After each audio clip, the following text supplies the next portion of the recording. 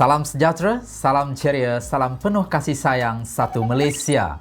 Selamat menonton ITTV. Saya Cikgu Muzaffar akan bersama-sama anda dalam sesi pembelajaran Bahasa Malaysia. Baiklah murid-murid, pada kali ini cikgu akan bawakan kepada murid-murid topik Bahasa Malaysia. Tata bahasa iaitu simpulan bahasa.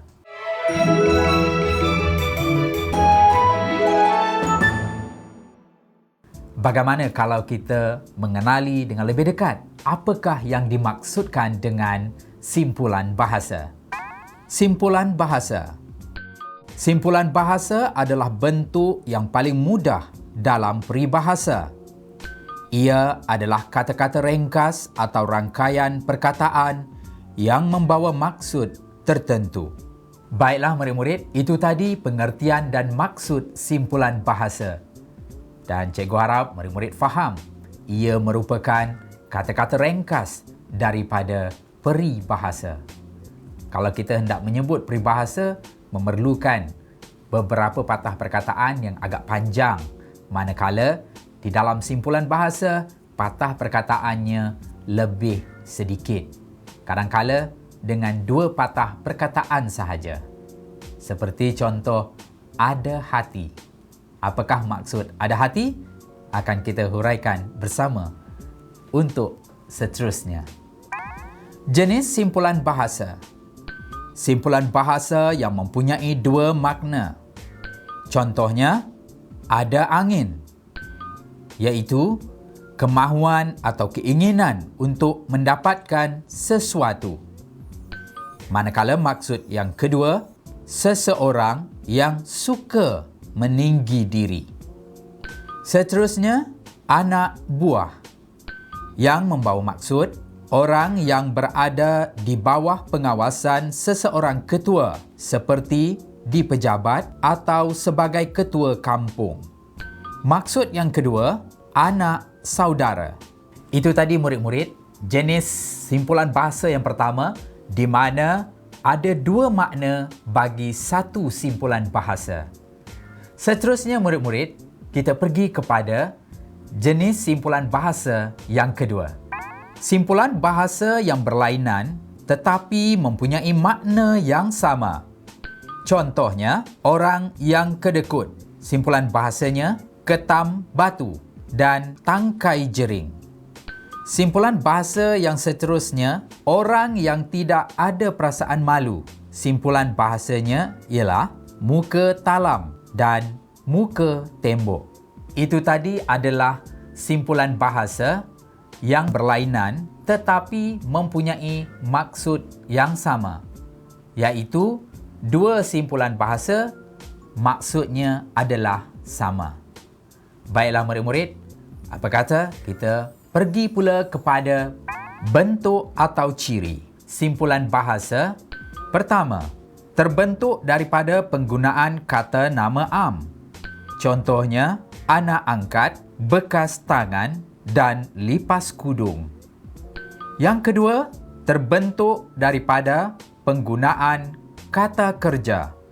Contohnya, membawa diri dan patah hati. Ketiga, terbentuk daripada penggunaan kata adjektif. Contohnya, keras kepala, mencuci mata dan bulat kata. Jelas ya murid-murid? Itu tadi adalah bentuk atau ciri simpulan bahasa. Cikgu harap murid-murid jelas dengan penyataan yang cikgu berikan sebentar tadi, iaitu bentuk atau ciri terdiri daripada kata nama am, kata adjektif ataupun kata kerja. Baiklah murid-murid, kita teruskan dengan beberapa contoh senarai simpulan bahasa. Simpulan bahasa ada bakat, maknanya berkebolehan dalam sesuatu lapangan seperti melukis, mengarang dan sebagainya. Contoh ayat simpulan bahasa ada bakat, Jessica ada bakat menjadi pelakon yang baik. Simpulan bahasa cahaya mata, maknanya anak. Contoh ayat Puan Salma baru sahaja melahirkan cahaya mata yang pertama. Simpulan bahasa cabut nyawa, maknanya membunuh. Contoh ayat, jangan kau cabut nyawaku, pinta Shirley kepada perompak itu. Seterusnya, simpulan bahasa cakar ayam, maknanya tulisan yang buruk. Contoh ayat, tulisan Fahmi seperti cakar ayam dan sukar dibaca.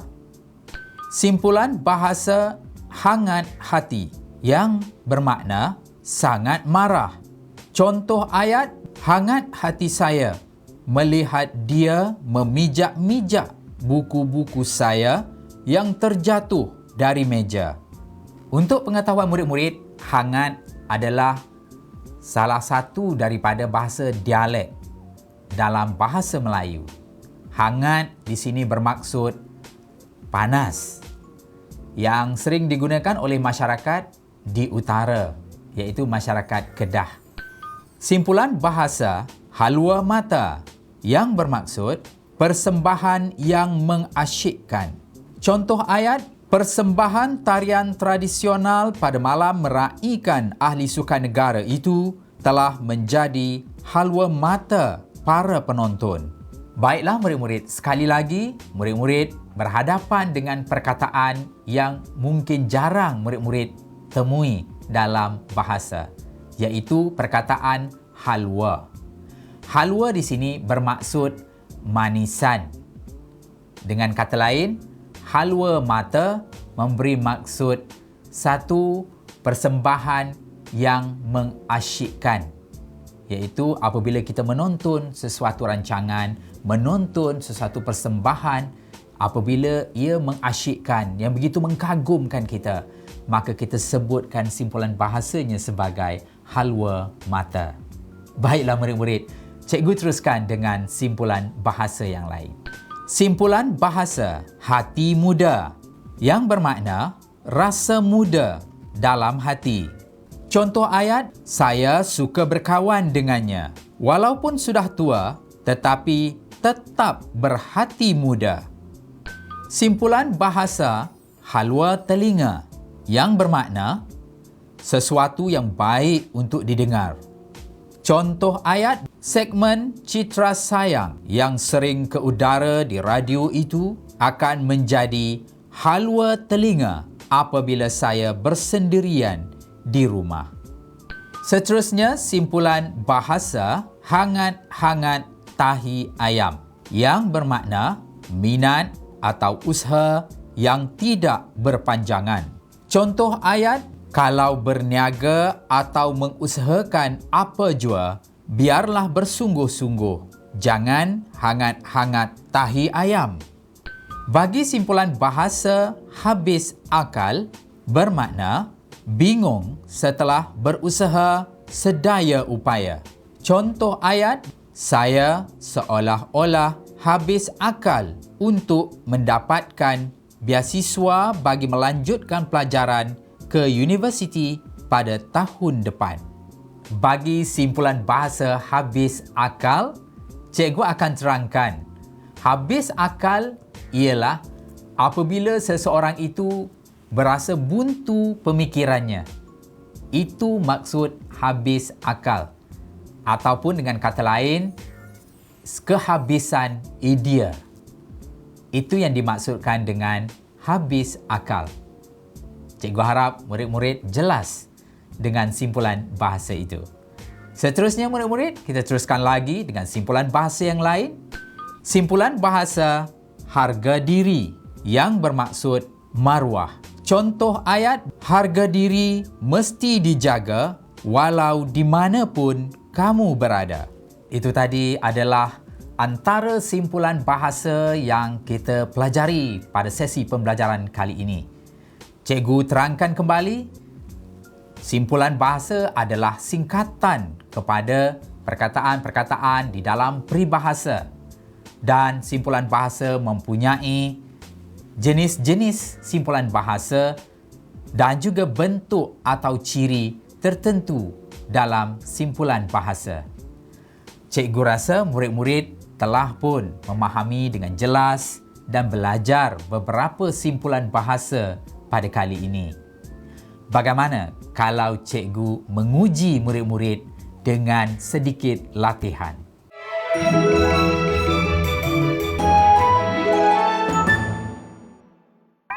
Pilih jawapan yang betul.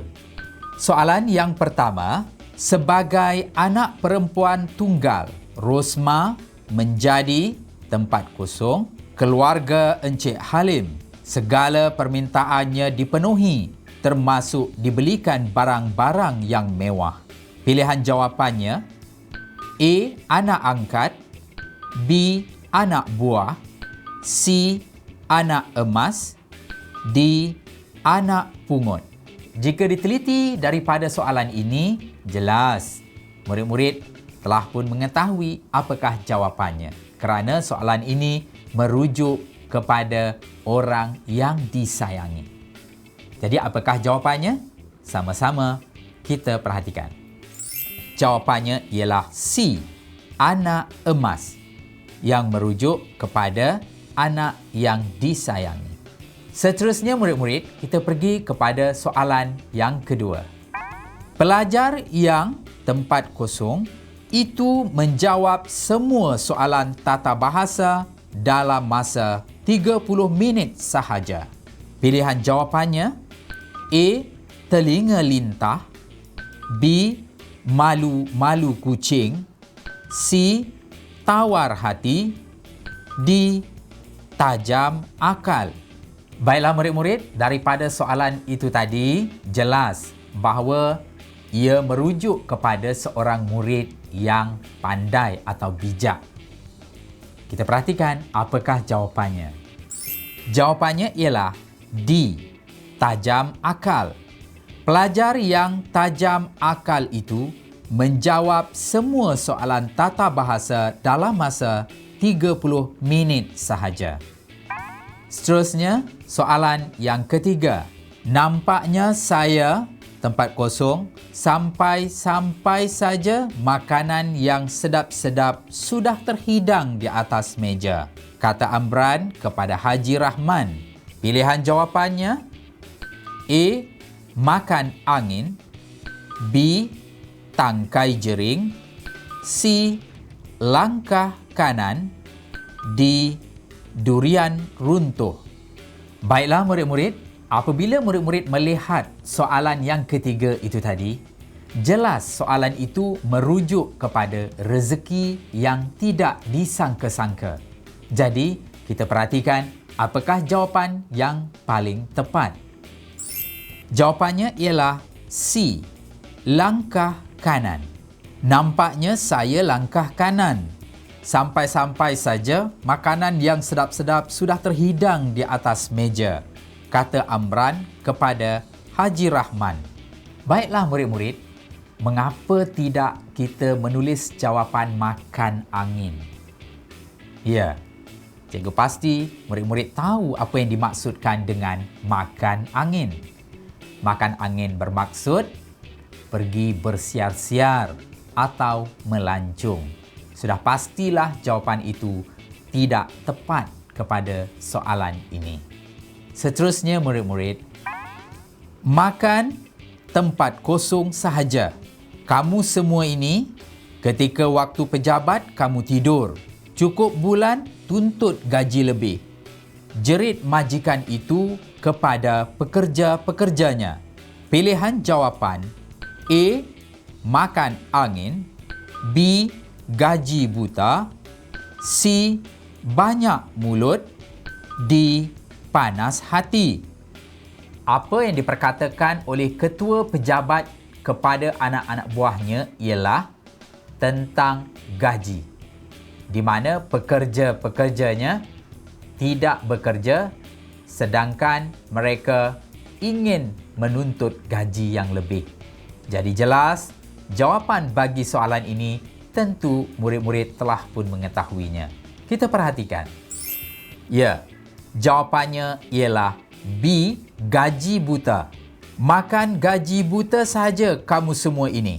Ketika waktu pejabat kamu tidur. Cukup bulan tuntut gaji lebih. Jerit majikan itu kepada pekerja-pekerjanya. Apakah maksud bagi simpulan bahasa selain daripada gaji buta yang terdapat dalam pilihan jawapan bagi soalan ini?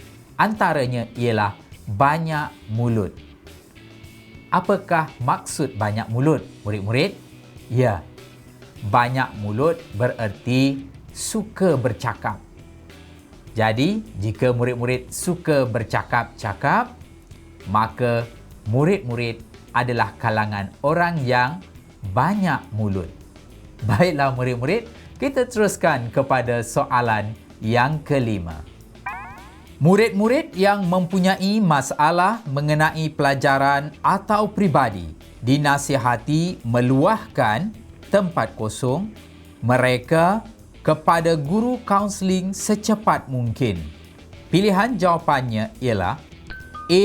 Isi hati, B. Serkap jarang, C.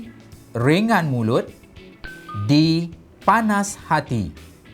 Daripada soalan yang dikemukakan tadi, jelas bahawa soalan ini merujuk kepada luahan perasaan.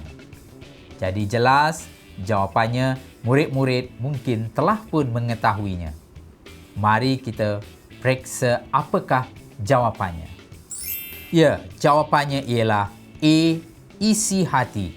Murid-murid yang mempunyai masalah mengenai pelajaran atau peribadi dinasihati meluahkan isi hati mereka kepada guru kaunseling secepat mungkin.